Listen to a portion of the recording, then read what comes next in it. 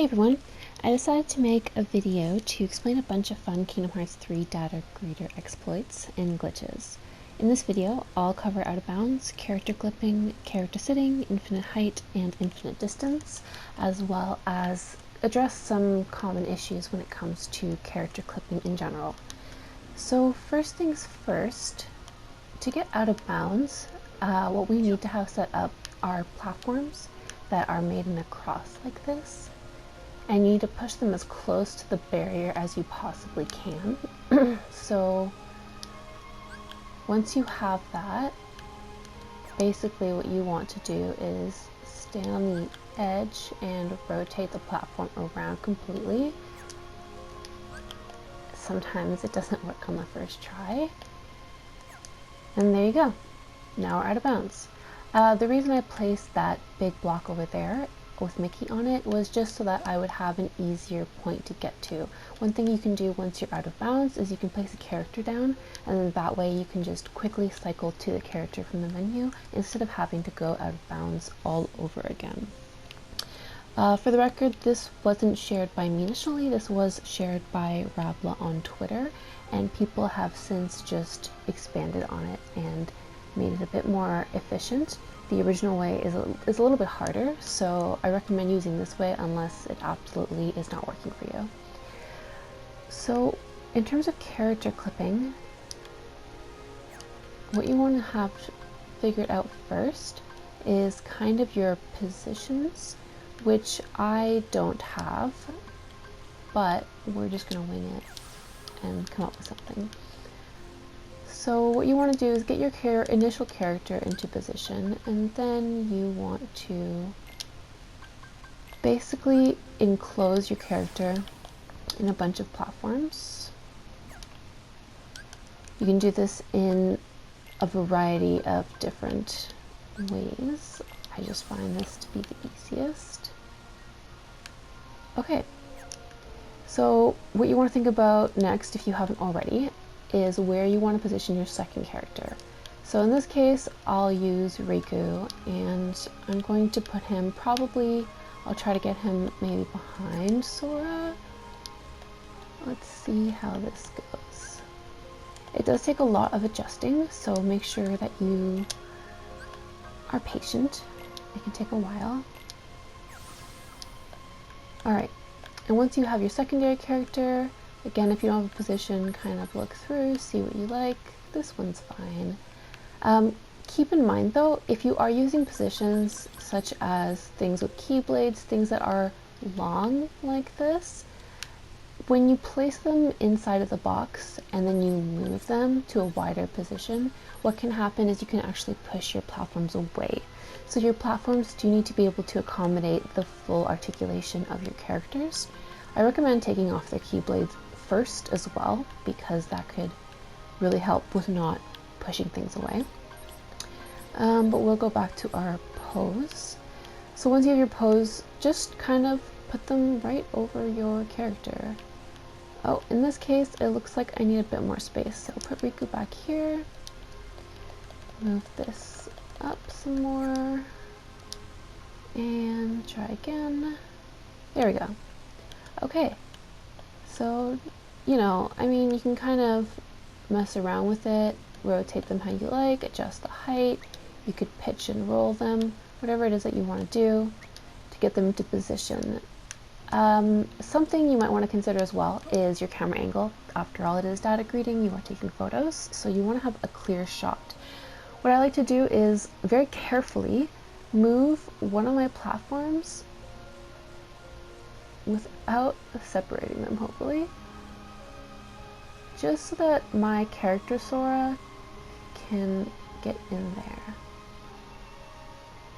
Okay, so now you see I have the space to take a photo from here.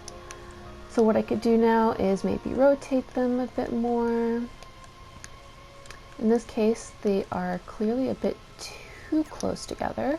So I'm actually going to widen them or separate them a little bit by moving this platform as gently as I can, and then checking back. Still slightly too close. think that's fine. Oh shit. You can see they did just move a little bit. I don't know how much it potentially ruined the effect, but I think it still works. Okay, there you go. So I'll show you an example of what I mean by things being too wide. So if I take Riku and put him in his wide action pose, like this, as you can see, everything kind of unsnaps. So you really need to be able to accommodate for all of those character articulations. Okay, on to the harder stuff. So the next step would be to try and get infinite height. Now, this is tricky because it requires a lot of patience and a lot of button mashing. I'm not going to do it the whole way. I'm just going to give you a general idea because it takes quite a while. So what you want to do is get really familiar with using the square button so that you can set another block immediately. We're going to do that right now. Press yes, and we're going to build 4 because that is the maximum that you can have at any given time. Okay, and now this is where the hard part starts. So we select our block, and now we want to press square again. Before we press yes, we need to mentally prepare ourselves to do some button mashing. Maybe if you're quick, you don't have to do this, but I basically mash X until I get to the next yes, no menu, and then I press no, and then I mash square again, and then I press X on yes, and then I mash X again. I'll show you what I mean, and this way you can actually build more and more height because the menu pauses everything, including the blocks falling. And by the time you set another block, you've already gained another few feet of height. So here we go. So as you can see, I went through that menu really fast so I could get to this one. I want to say no, and then I want to immediately switch to mashing square. Now that I have this other menu, I want to press yes with X, and I want to keep mashing X until I get to the menu again.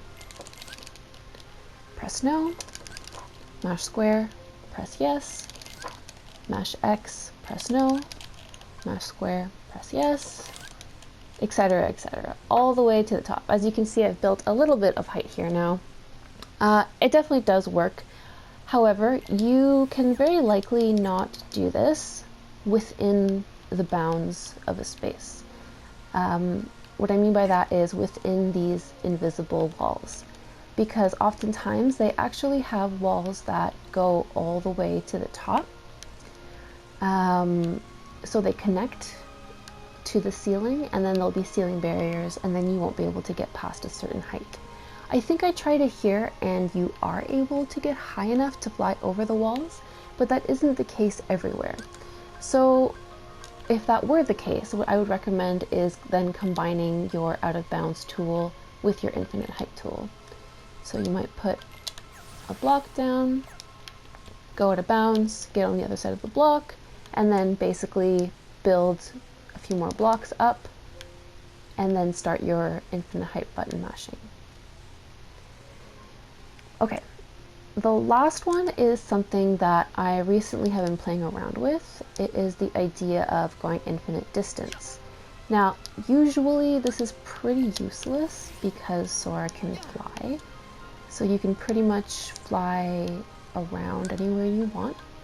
But there are some maps where it is kind of useful for further glitching. I haven't really seen a purpose for photos yet, but the idea is that you only really need to use it if you need to build infinite height in a space that you can't stand on.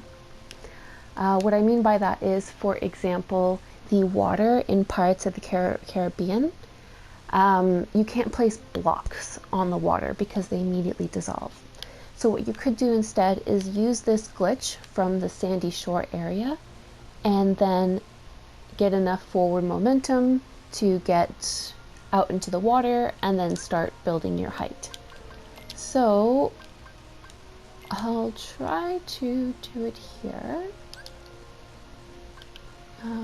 We'll just do that for now. Okay, So you want to do this with these platforms, because what Sora is going to be doing is, instead of only mashing X and mashing square, what we're going to be doing is actually running forward while mashing X, while switching to square, so that Sora can go forward as well as up. So I'll show you what I mean. Might take me a second to get into the rhythm, so bear with me.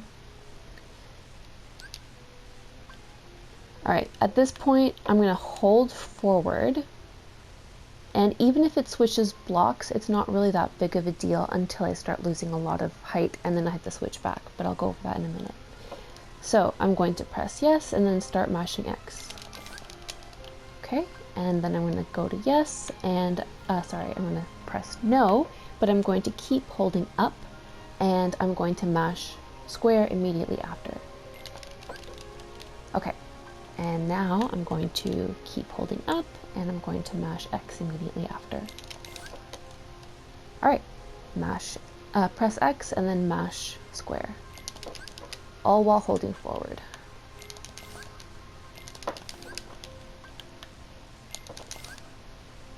Alright, again, it takes a while to do, and you don't really move that far, but that is the basic idea. As you can see, we've traveled a little distance away.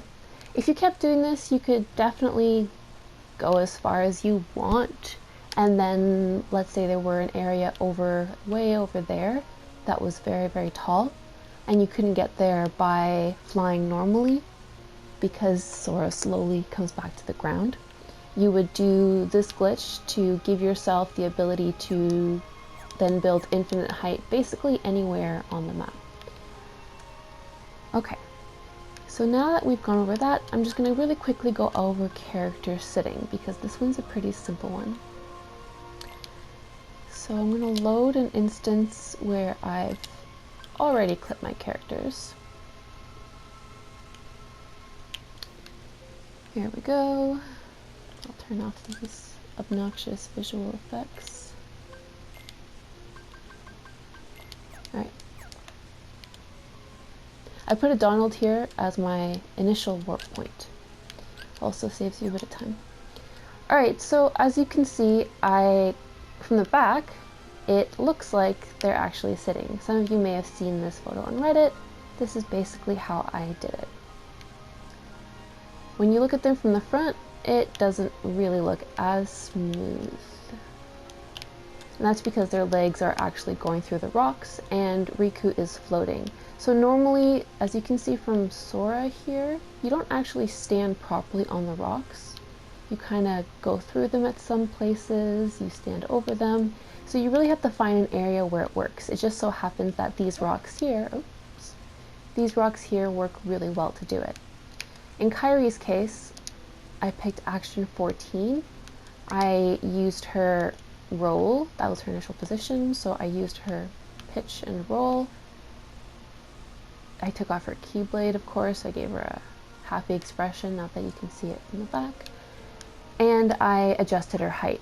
So her initial height was, oh, actually this was her initial height, so it worked out. Let's see in Sora's case. I definitely did have to for Riku.